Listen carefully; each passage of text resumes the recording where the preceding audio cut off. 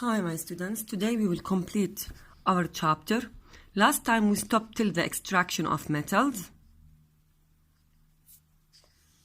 We said that many metals found in the nature as metal oxide or metal carbonate or metal sulfides or other compounds. If we want to use them in our daily life, we cannot use them as they are, as a compound. We want to use a free, pure element, like using free copper, free aluminum, free iron. So the first step before using these minerals or metals in our daily life is to purify these metals and to extract them. Now, first of all, let us define what is an ore. Ores are rock that contain high percentage of minerals in them. So, ores are rocks that contain high percentage of minerals in them.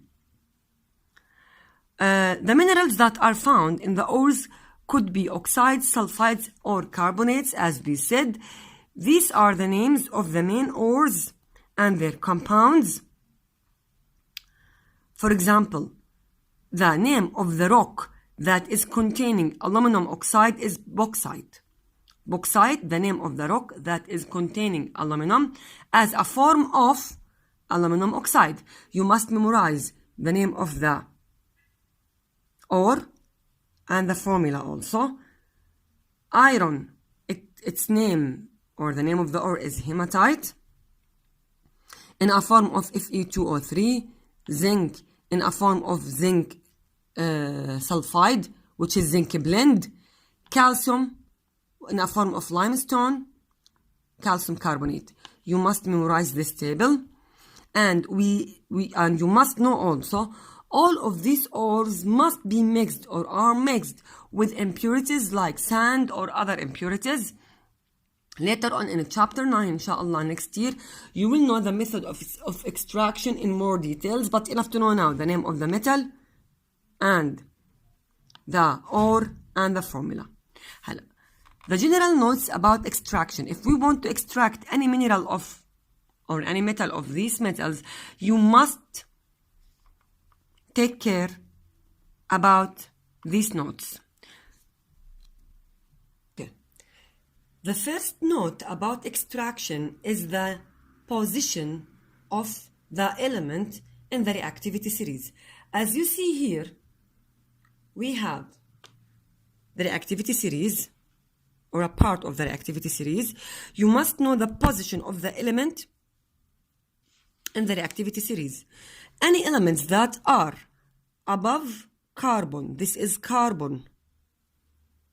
Any element that is above carbon is more reactive than it. So carbon cannot be used to extract them from their ores. For example, if I have Na2O, sodium oxide, or calcium oxide, or aluminum oxide, can I use carbon to extract them by doing this reaction? This is the reaction, Na2O plus carbon. Can I extract the sodium alone and react carbon with oxygen by this way? Of course I can't. Why I can't? Because simply carbon is less reactive than sodium. So carbon cannot displace sodium and take its oxygen. So actually here, no reaction. If there is no reaction, this means that carbon cannot be used to extract sodium from its ore. How can I extract sodium and get pure Na? By another method called electrolysis. You will know it in more details in grade 10, inshallah. So, from potassium till aluminum cannot be extracted using carbon because it is more reactive than them. So how can it take or displaces their oxygen if they are more reactive than carbon? The next step, the elements that are between carbon and hydrogen. This is hydrogen and this is carbon. I prefer to do this also in your book. Highlight carbon and hydrogen. The elements that are in between zinc, iron, tin and lead are less reactive than carbon and more reactive than hydrogen.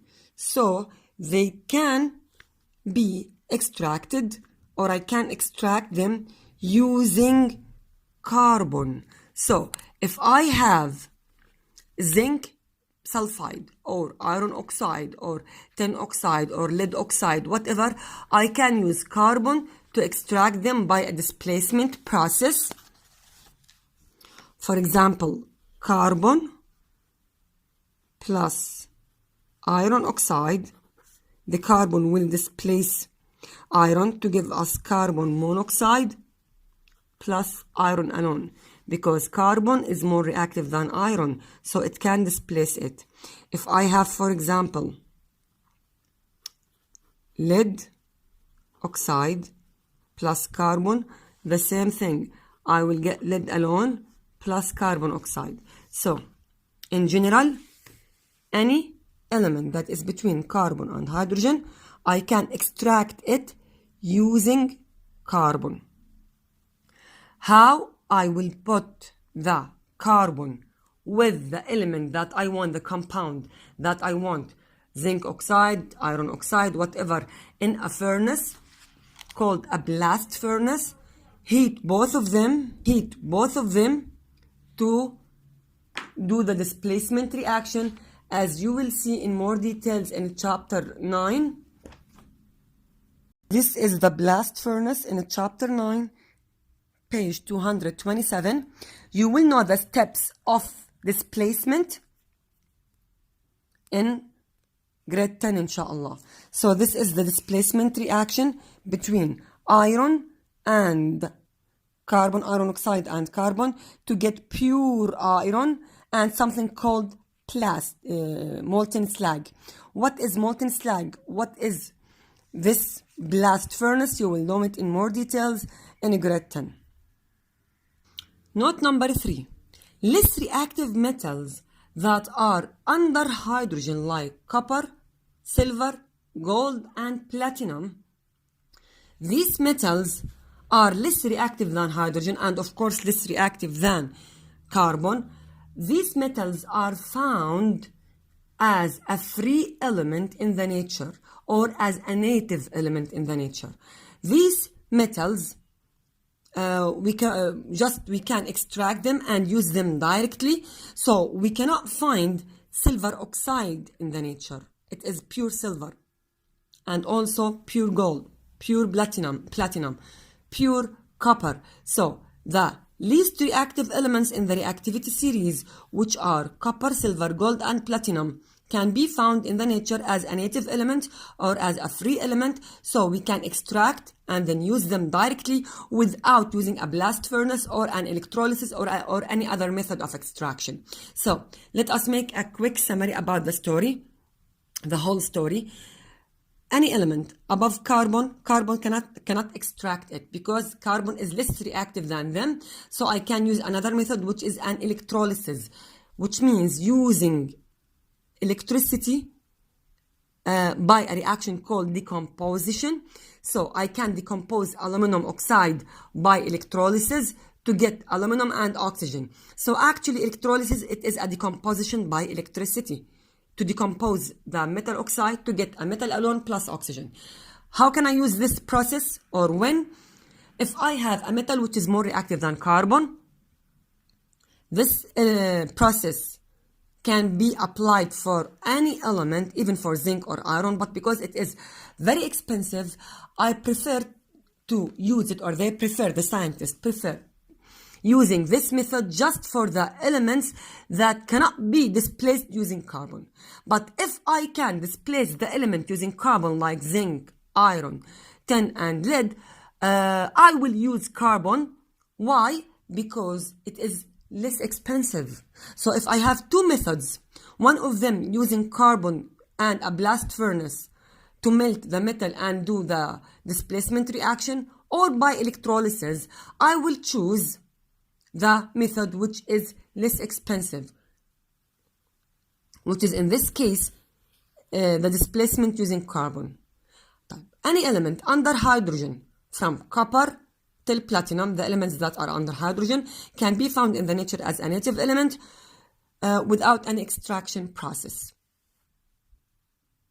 So you must memorize the reactivity series, and you must know the position, the exact position, exactly. Where is carbon? Where is hydrogen? What are the metals that are under hydrogen? What are the metals that are under what are the metals that are under carbon and above hydrogen? What are the metals that are above carbon? They must bring like these questions as a multiple choice in the external exam.